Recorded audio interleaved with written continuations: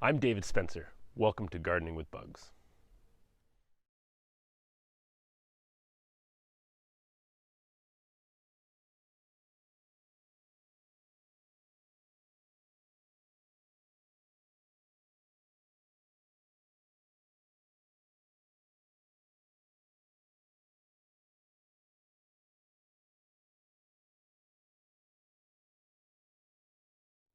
Should you or should you not tidy your garden in the winter?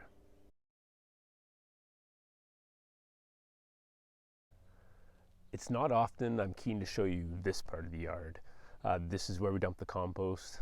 Everybody has that part of the yard. Nobody wants to show anybody. But I've got two things going on here that I want to show you. So this video today is talking about whether or not you should clean up your gardens. And there's always that huge debate, especially people talking about like pollinators and beneficial insects. And they'll say leave all the plants intact, don't take things down, don't be quick to scoop up the leaves and discard them in order to allow for that habitat to remain so that when it warms up in the spring, all those beneficial insects come back to life. Now I just want to show you a couple things that we do here, and specifically for the bugs. So behind me here is compost. Now I've got several different bins. What I like to do is anything where I'm pulling up that's something I've planted, maybe like lettuces or whatnot, if I've pulled it up and it has the root ball and some soil attached, that stuff turns over really quick. So anything that's really lush. So I throw that in one bin that turns into dirt so quickly that that's one I really need to attend to and stir quite often. The other ones, things like weeds, because there's seeds in there, I really want to bake that one. So that one's not a compost I'm going to return that year. So it kind of stays in a pile, but it is composting. Otherwise, what I've got, besides some birds eating my compost right now, is the stuff that doesn't break down quickly. Now that is habitat for bugs. It doesn't have to stay in your bed. It's a lot of things I've removed that either are small enough I don't want to burn them. I want to add it back to my compost. But that might be a multi-year compost. So I'm going to add things like soil or things that break down to it in order to generate something usable in the future. But what I've also got next to me here on this side is corn stalks. Now they notoriously take a long time to compost, so I leave the roots in the beds usually, cut them off at the base, and those roots usually take 2 years in that bed just to break down where they just kind of fall apart. But I put the stalks here because I found that they in particular get late season black aphid, probably the black cherry oat aphid, as well as a whole bunch of beneficial insects that eat aphids overwintering in the tight leaves where they attach to the stem. So instead of throwing that in the chipper or really aggressively composting it, here I just let them kind of lay on their sides. It's sort of what would happen in nature anyways. Here on the West Coast, other than heavy snowfall and high winds, most of them are going to stay upright, but elsewhere in the country they would fall, they'd be laid flat by this time of year. So it's fine to leave them here and those beneficial insects are there. So here's an example of a garden bed that I am intentionally overwintering with plants. So these big guys, not looking so great right now, but these are fava beans. When I planted them, probably it was October this year, a little bit earlier than I have done in the past. They actually got a considerable amount of growth. And what you see here with a lot of the dead stems is what died when we got a significant freeze right around Christmas time. I also left this big patch here that you can see, which is kind of white here, was alyssum. Now, what I've got is habitat that is going to survive most of the winter anyway. So this is fine, and it's benefiting my garden because, as you know, the beans are fixing nitrogen. So it's sort of an excellent cover crop that's going to allow habitat to remain in the winter. So when you think about habitat, yeah, a lot of the dead stuff, maybe you want to leave that up, but you also do want perennials like green plant material for the insects to live on. A quick note on fava beans and the beans. Yeah, yes, they fix nitrogen. What they do is there's a symbiotic bacteria that has to be present in the soil to begin with. You can add it, you can buy it and add it in if you're concerned about that. But they in the roots and little nodes is where they store the nitrogen, and that's primarily used for their own fruit production. As you know, beans are highly nutritious, and part of that's because of the high nitrogen content. So in order to actually get the benefit of them fixing nitrogen in your garden, you need to leave them in here and either till them into the garden or remove them and compost them before the fruit sets. That's something we often forget about. The other nice thing about fava beans is they flower very early. So these guys, the ones that will survive here, even the ones that have died, they'll send up new growth near the base. They'll be flowering and kind of removed before other plants I've put in will start to flower. So it's really an excellent habitat. Now here's an example of a very ugly bed. This might be the kind that you're inclined to tidy up because you don't like the way it looks.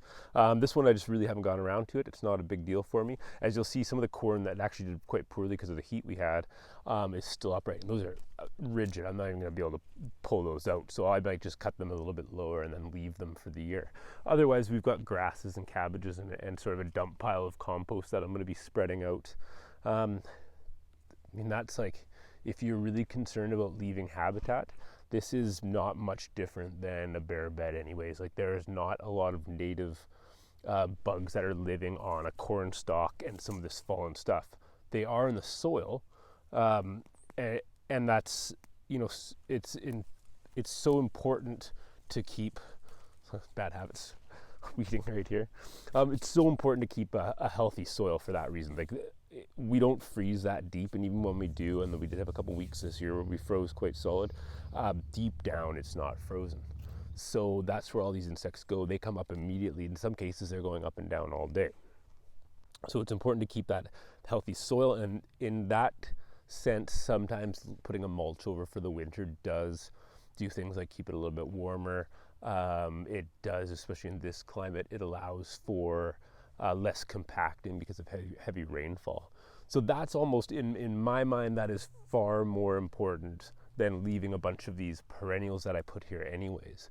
That is really in no way native. And as you can see behind me, we've got native plant wild areas all over the place. So I'm not particularly concerned about keeping sort of the winged insects or the ones that are really big that everybody notices, like pollinators here. I'm more concerned about the small guys, the ones that are going to allow my garden to be healthier.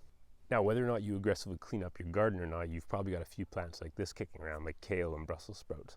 They're obviously frost tolerant. They stick around all year. So if there are going to be bugs looking for a place to overwinter, they're likely going to be on plants like this anyways, ones that you have intentionally kept.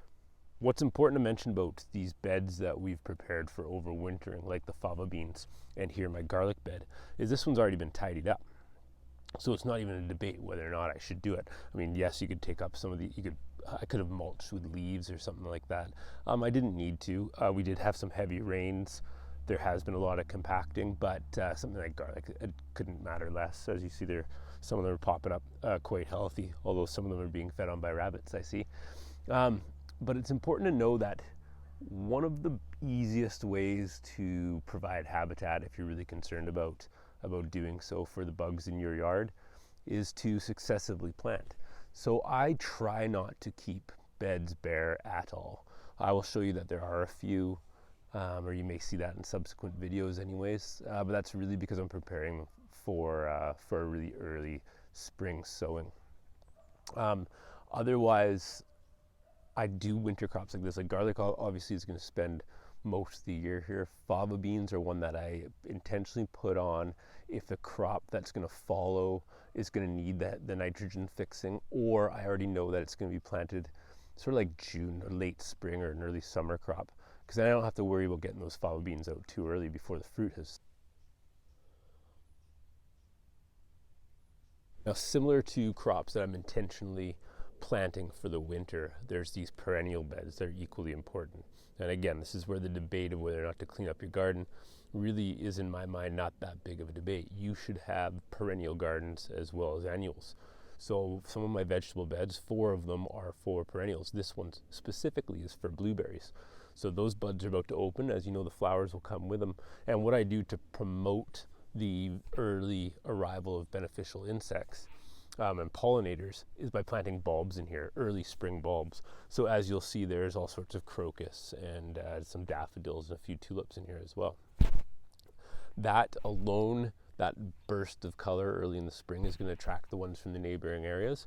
So I don't really need to leave something here for them to survive on, because we know that they're not far to begin with.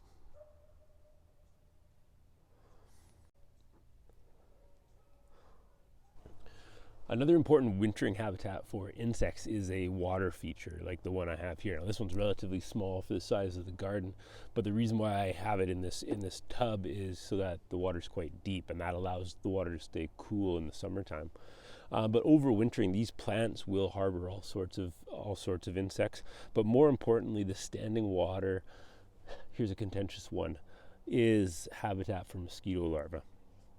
Now, mosquitoes are active almost all year round, despite you recognizing them most often in the summertime. They are food for all sorts of beneficial insects, including dragonfly larvae, which will also start off in the water there. So, as important it is to keep all those stalks upright, water feature should be high on your list as well.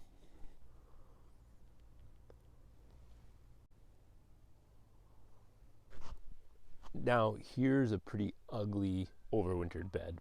So there's some funny looking turnips and rutabagas that are left over. There was a substantial amount of mustards here until the latest deep freeze that we got. Got a bit of kale in the back and actually some stinging nettle throughout it. This one is going to be a brassica bed, especially in the middle here when I turn the mustards out. And there's no rush. I won't even be seeing those for a couple more weeks.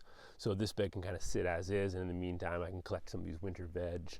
The stinging nettle will pop up pretty soon, and I've got some of last year's kale. So this is an excellent overwintering bed for just leaving stuff on the ground, like as is being suggested so often. And I should make note that the stinging nettle is my favorite plant in the yard for increasing the biodiversity, in particular the insects. It's a special plant because it is incredibly nutritious, but because of its stinging properties, most things that are large don't eat it. Bugs do. And in particular, there's an aphid species that will infect our stinging nettle here, which transfers to the hop. It's the hop aphid. And so it's really only specific on those two plants. It is so closely related to the cannabis aphid, and hops are so closely related to cannabis, that those might be transferable. But regardless, that gives me a substantial amount of aphids early in the yard that'll attract aphid predators. And I have no risk in my garden of the aphids on that stinging nettle spreading to any of my plants, because those species just don't mix. So really, tidying up your garden is personal preference. Like I've showed you, there's a variety of plants that are alive and flowering right now this time of year that are home for all sorts of beneficial insects. And what I always encourage people to remember is there's all the bad bugs, the ones that we really hate, are just food for the other bugs. So if you really want to promote beneficial insects, allow the aphids to grow early on. Plant plants specifically for the aphids to just destroy things that you don't have to worry about. What you'll see in some of my aphid posts is I recommend planting those plants that you gave up long ago because you hate how they get overrun with aphids. So something like nasturtiums, plant them again. Just don't put them in the pot by your front door. Instead, hide them in the back of your yard somewhere. But they become just infested with aphids, and that becomes the banker plant for a whole bunch of predators that will then spread out into parts of your yard where you want them to be. The water feature to me is an essential part of a garden. And maybe this time of year it looks totally dormant. It's sort of hard to justify, but in the summertime on a hot day in the afternoon when you see things flying in and out just for a drink of water, you realize how much that's adding to your garden. Now mine is centered in my 20 garden raised bed area, but the two ones adjacent to it are perennial flower beds as well. So in addition to having the water resource, I've also got that overwintering site generally anyways. As you look around, there are endless sites for insects to hide out, unless you're downtown in a city or the middle of suburbia where lawns are prominent and heavy chemical application is seen regularly. You probably don't need to spend a lot of effort maintaining populations for overwintering insects. They will come, and they are just in the forest. Yes, there are things that you can do to kind of speed them along. Maintaining plants that are a host for pests or getting early flowers is definitely key. For me, the number one thing is having successive gardens going. So I've always got something in flower. I've always got something in a vegetative state that's edible. If it's edible to us, it's usually edible to bugs. And that just allows for nature to continue. And that's all that you need to do. So thanks for watching. I hope that this time you learned that overwintering tidiness is really just your own preference. Yes, I'm pretty careful about composting and not composting too quickly. Some of the larger things that have kind of nooks and crannies for bugs to hide in. But otherwise, having the water feature, having things constantly flowering at different times of year, or things in a rapid growth state early on is really all that you need, and that's occurring whether you have a garden or not. There's natural areas everywhere, so it's not a huge concern, but hopefully these little tips have helped you. So that's it for me. If you like the post, make sure you hit that like button and subscribe if you want more content from Gardening with Bugs.